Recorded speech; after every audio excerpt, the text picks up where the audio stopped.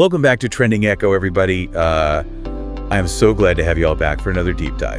And for those just tuning in for the first time, welcome. We are so happy to have you here, and as always, if you're enjoying the content, please do us a huge favor, hit that like button and subscribe to the channel so you don't miss out on any of our future explorations. So today we're taking a deep dive into the world of ancient spiritual traditions. Specifically, the concept of Christ consciousness.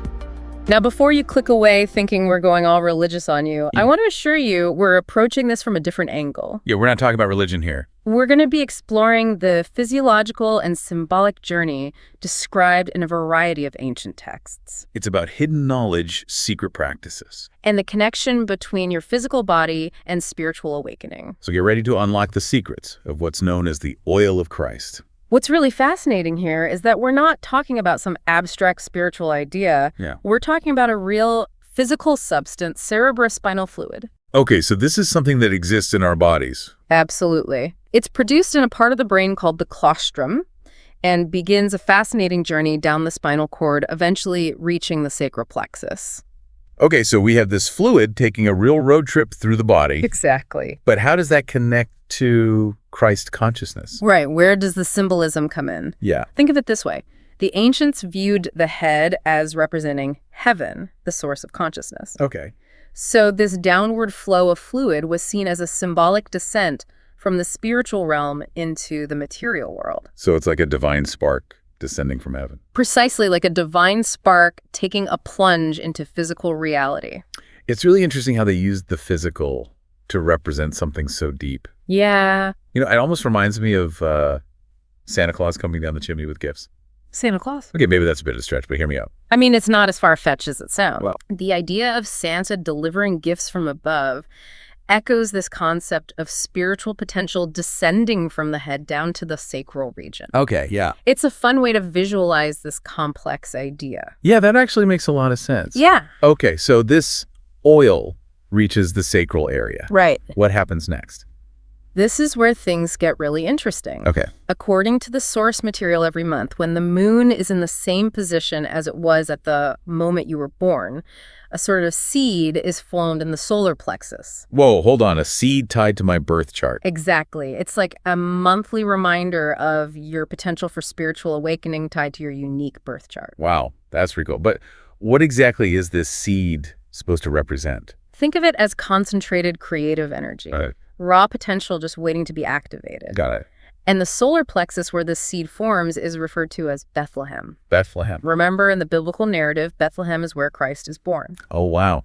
So they're taking actual physical locations in the body. Yes. And layering them with all this spiritual meaning. Precisely. And just like the biblical Christ, this seed is meant to embark on a journey back to its source, an upward journey back toward the head, toward heaven. So it's like a return to our spiritual origins. Exactly. Okay, so we have this seed down in the solar plexus, and it's meant to make its way back up to the head. Right. But how does that happen? What's the route this oil takes? Yeah.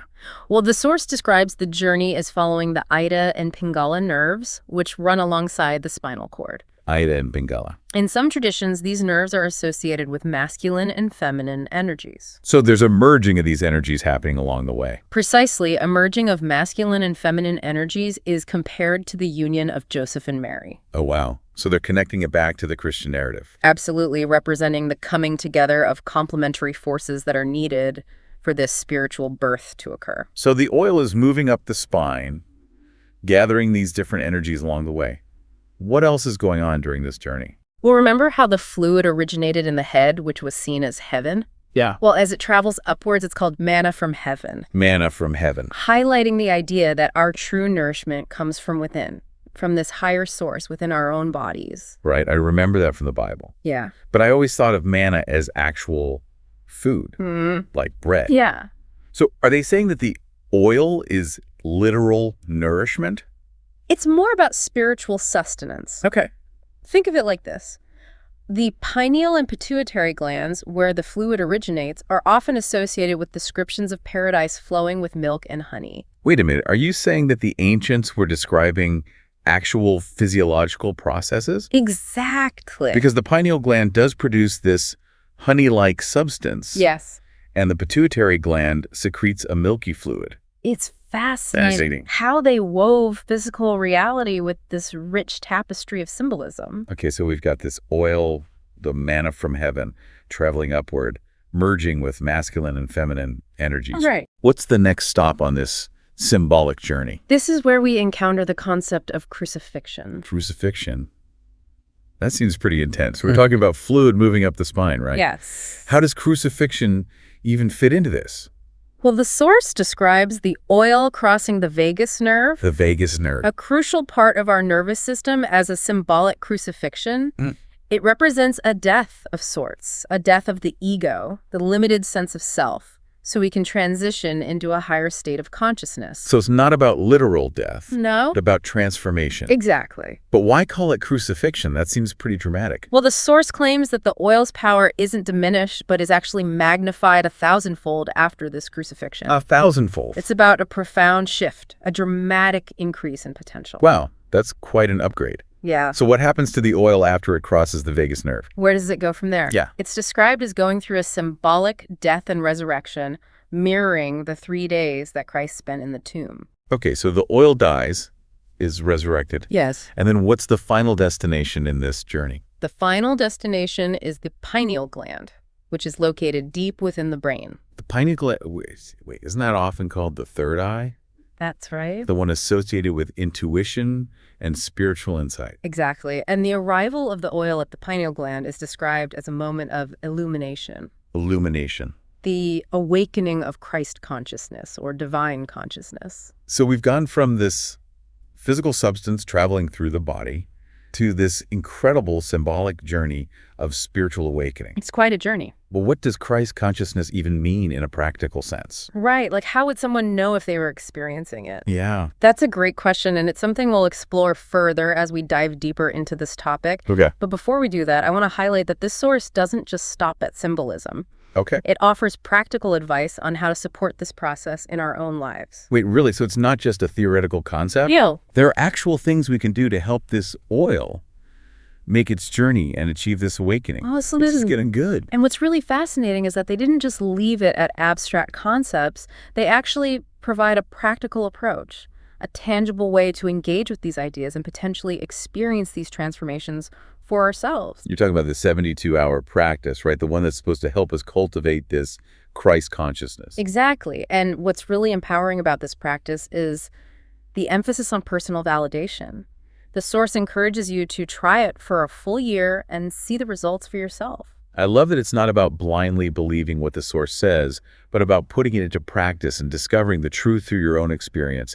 It's about taking ownership of your spiritual journey. It's an invitation to explore, experiment, and find what resonates with you personally. So it's not about dogma or blind faith, but about exploration and discovery. It's like a scientific experiment on your own consciousness. Exactly. It's about using these ancient teachings as a guide, a starting point for your own journey of self-discovery. And even if someone isn't particularly interested in the spiritual aspects, there's still a lot of practical wisdom to be gleaned from this source. Absolutely. The emphasis on healthy lifestyle choices, meditation, and cultivating positive emotions aligns perfectly with what we know about well-being from a modern scientific perspective. It's fascinating how these ancient traditions anticipated so much of what we're now rediscovering through science. It's like they were tapping into a universal truth that transcends time and culture. These principles were relevant thousands of years ago, and they're still relevant today. Exactly. Speaking of exploring, let's dive back into some of the specifics of this 72-hour practice. I'm really curious to hear more about how it works. Great idea. It's a unique practice full of intriguing details. So as we discussed earlier, this 72-hour period begins at the exact moment of your birth each month. Okay. It's all based on the lunar cycle and the position of the moon at your birth, which adds a deeply personal element to the practice. It's like aligning yourself with the cosmic energies that were present at the moment you entered this world. That's pretty powerful. Okay, so we've got the timing down. Now, what about the actual practices we're supposed to be doing during these 72 hours? The source emphasizes 3 key elements: abstaining from sexual activity, engaging in meditation, and consuming healthy foods. Each of these practices plays a vital role in creating the optimal conditions for this inner transformation to occur. Let's break those down a bit first. The abstinence from sexual activity. What's the reasoning behind that? It seems a bit intense. It's all about conserving vital energy. The source sees sexual energy as a powerful force that can be either depleted or directed towards higher purposes. By abstaining during these 72 hours, you're essentially preserving that energy and allowing it to be used for something else. So it's like redirecting that energy inward towards spiritual growth and transformation. Yeah. Like instead of outward expression, you're turning it into an internal fuel source. Exactly. And it's important to note that the source isn't condemning sexual activity in general. It's specifically about being mindful of how and when we use that energy. That makes a lot of sense. It's about being intentional with our choices and understanding how those choices impact our overall well-being. Right. It's about recognizing that sexual energy is a valuable resource that can be harnessed for different purposes during these 72 hours. The focus is on cultivating inner transformation. Okay, so we've covered abstinence from sexual activity. Next up, meditation.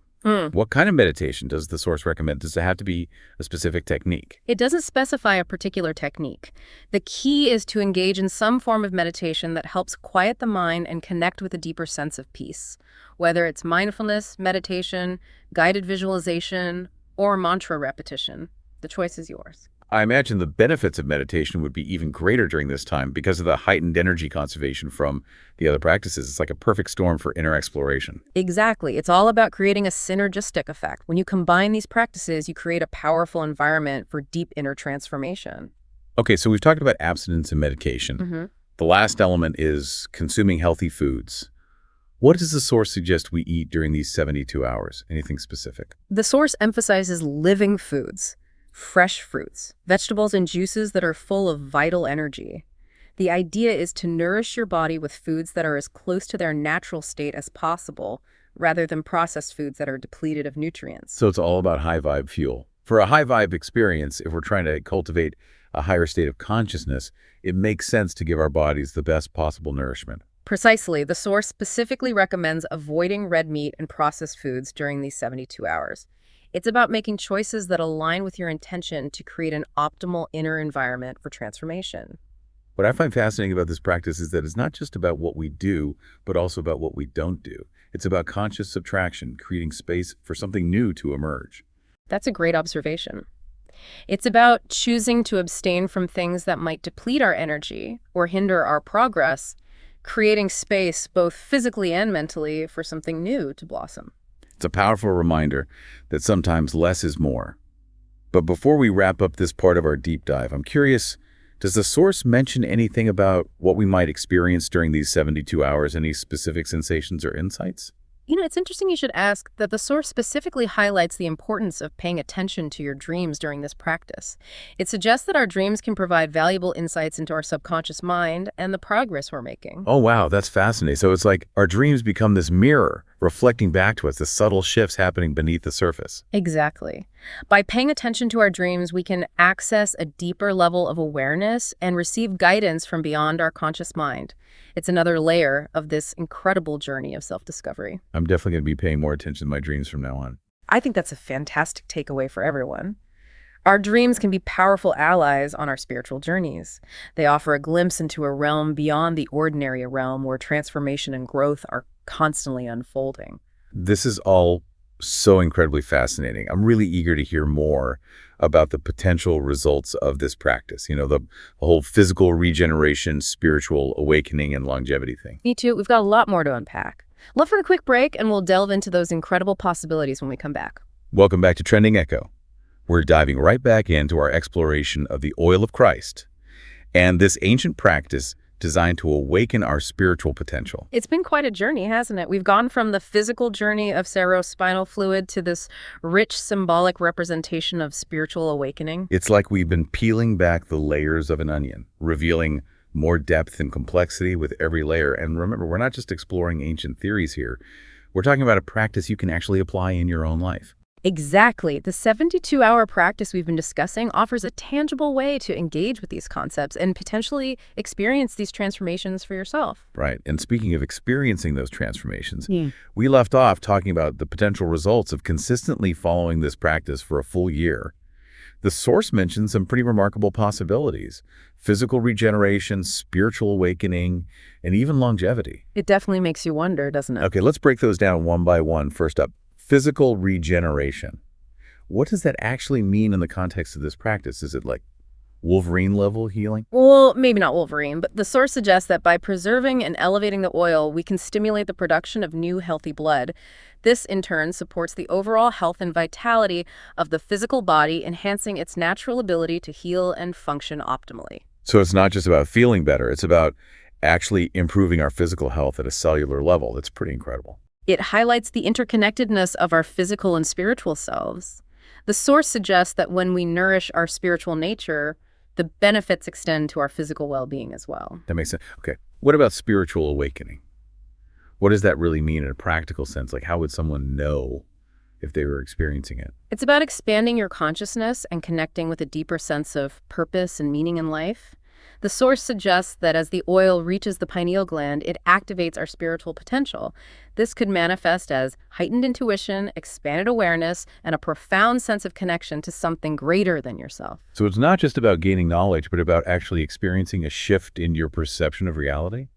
It's almost like seeing the world through a new lens. Exactly. It's about moving beyond the limitations of the ego and tapping into a deeper wellspring of wisdom and insight. Okay. And then there's the longevity piece. The source claims that some ancients who practice these principles live for hundreds, even thousands of years. Isn't that a bit of a stretch?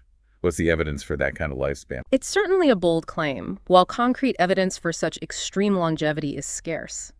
There's a long-standing tradition of associating practices like meditation, energy conservation, and mindful living with increased lifespan, and even modern science is beginning to explore the potential links between these practices and longevity. So while we might not live to be 1,000, there's a possibility that these practices could contribute to a longer, healthier life. It makes you wonder what other hidden potential lies dormant within us, just waiting to be unlocked. It's a fascinating area of exploration for sure, and it all points back to the incredible power of the mind-body connection. We might have more control over our health and well-being than we realize. It's empowering to think that we're not just at the mercy of our genes or our circumstances. We can actively participate in shaping our own reality, both physically and spiritually. Absolutely. And it all starts with making conscious choices. Choosing to nourish our bodies with healthy foods, cultivate positive emotions, engage in practices that support our spiritual growth, and ultimately live in alignment with our highest values. It's about taking responsibility for our well-being and realizing that we have the power to create the lives we desire. Exactly. Who knows what's possible when we fully embrace that power and commit to living a life that honors our full potential. Before we wrap up, I want to give a huge shout out to our incredible viewers. Don't forget to share this video with anyone who might be interested in exploring these fascinating concepts. We're so grateful for your support. Yes, thank you all for joining us on this deep dive. It's been a truly enriching exploration. And be sure to let us know in the comments what other topics you'd like us to explore in future deep dives. What mysteries are you curious about? What hidden knowledge are you ready to unlock? Hit that follow button so you don't miss out on our next adventure. Until then, keep exploring, keep questioning, and keep diving deep.